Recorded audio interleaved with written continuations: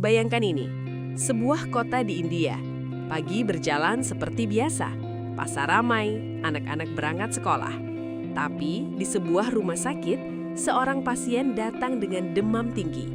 Lalu kebingungan, lalu kejang. Dokter bingung. Tes standar negatif. Antibiotik tidak bekerja.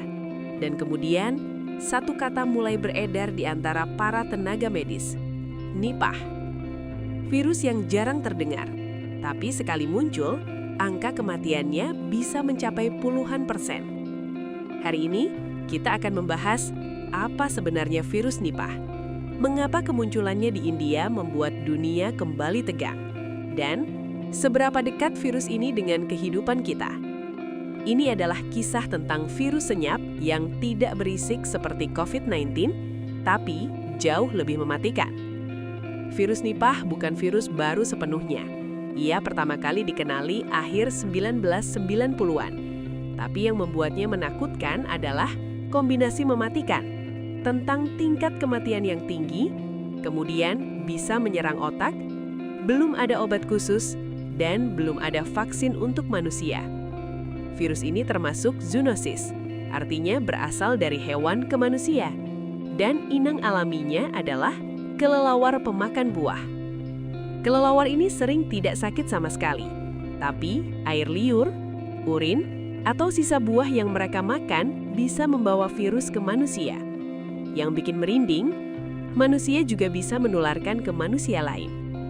Pertanyaannya, kenapa India? India, khususnya beberapa wilayahnya, memiliki kombinasi berbahaya seperti populasi padat, interaksi dekat manusia dan alam, konsumsi buah segar yang terbuka dan banyak, kelelawar yang hidup dekat pemukiman. Setiap kali Nipah terdeteksi di India, pemerintah langsung melakukan pelacakan kontak ketat, karantina lokal, penutupan sekolah, dan pembatasan mobilitas. Kenapa reaksinya secepat itu? Karena para ahli tahu, kalau Nipah menyebar luas, dunia bisa punya masalah besar. Yang membuat Nipah sangat berbahaya adalah awalnya terlihat biasa. Gejala awal dari virus ini adalah demam, sakit kepala, nyeri otot, mual, dan masih banyak orang mengira ini flu biasa. Tapi beberapa hari kemudian, virus bisa menyerang otak. Gejala berat seperti kebingungan, kejang, penurunan kesadaran, koma, dan pada sebagian kasus, pasien meninggal dalam hitungan hari. Membuat dokter sangat waspada, karena kesalahan diagnosis bisa berakibat fatal. Mari, bandingkan sebentar. COVID-19 juga sangat menular, tapi sebagian besar orang selamat. Nah, kalau Nipah tidak semudah menular, tapi jauh lebih mematikan. Bayangkan jika suatu hari, Nipah bermutasi kemudian menjadi lebih mudah menular, tapi tetap mematikan. Itu menjadi skenario mimpi buruk epidemiolog. Karena itu, WHO memasukkan virus Nipah dalam daftar Priority Pathogens, virus yang harus diawasi ketat oleh dunia. Saat Nipah terdeteksi, rumah sakit menggunakan APD ketat, pasien diisolasi total, dan kontak dekat dilacak satu persatu. Para ilmuwan juga saat ini sedang mengembangkan vaksin, tetapi masih tahap riset, mencari obat antivirus, dan mempelajari mutasi virus Nipah ini. Masalahnya, virus ini jarang muncul, sehingga risetnya tidak secepat COVID. Ironisnya, justru karena jarang, ia lebih berbahaya saat muncul. Apakah kita perlu panik? Jawabannya, tidak. Tapi kita perlu waspada dan cerdas. Pelajaran dari Nipah adalah hubungan manusia dan alam semakin dekat. Virus baru bisa muncul kapan saja. Deteksi dini menyelamatkan nyawa. Virus bukan datang untuk menakut-nakuti.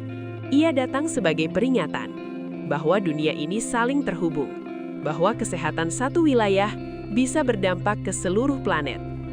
Virus Nipah mungkin tidak viral di media sosial, tidak trending setiap hari, tidak jadi bahan mimi. Tapi justru disitulah bahayanya.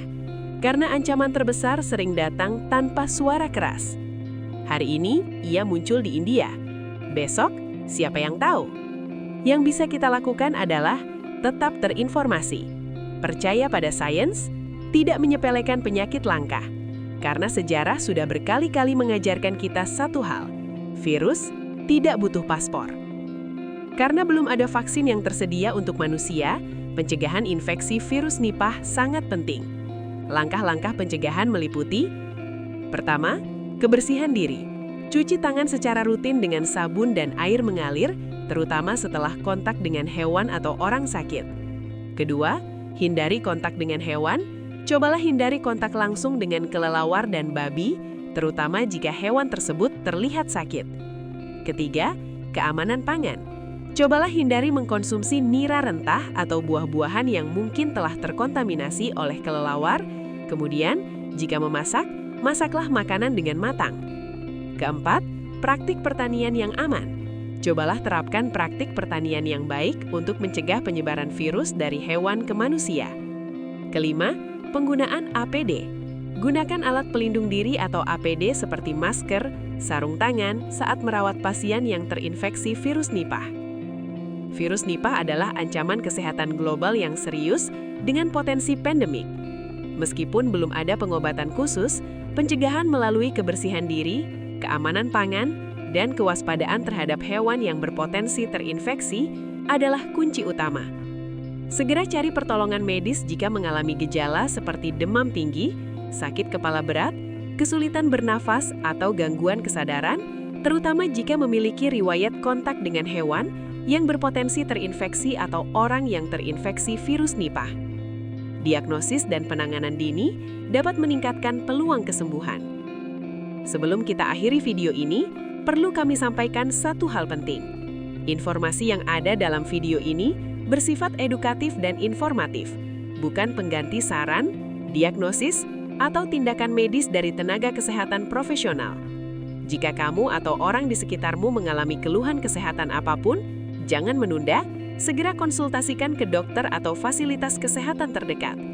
Tetap jaga kesehatan, tetap kritis dalam menerima informasi, dan jangan mudah panik. Kalau kamu merasa video ini bermanfaat, jangan lupa klik like, subscribe channel ini, dan bagikan ke orang-orang terdekatmu. Terima kasih sudah menonton, sampai jumpa di video berikutnya.